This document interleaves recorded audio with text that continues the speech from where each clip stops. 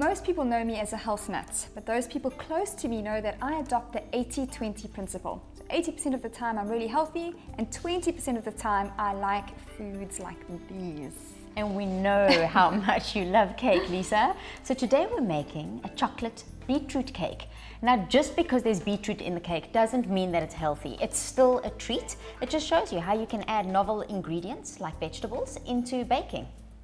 Beetroot is also very low in kilojoules and fat, and it's very high in iron, which is great for somebody like me who's a vegetarian. It's also got quite a bit of soluble fiber, and so that helps lower cholesterol, especially if you combine it with other foods like plant sterols that can help lower your LDL bad cholesterol by up to 10%.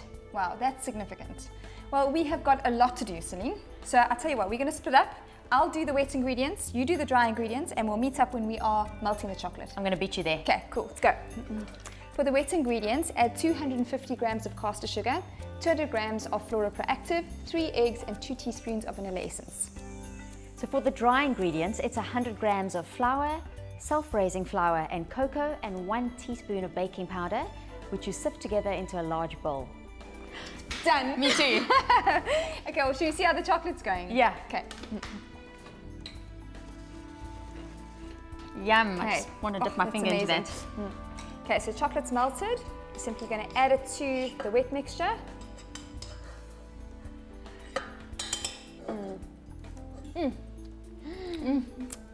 Yum. Okay.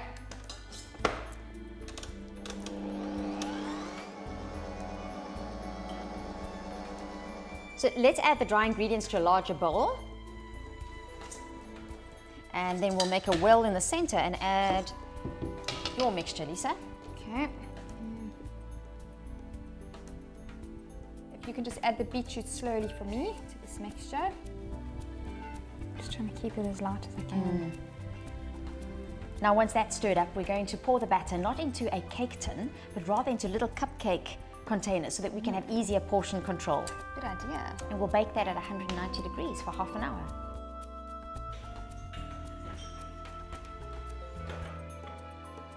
Whilst the cakes were baking, I whipped up some cream.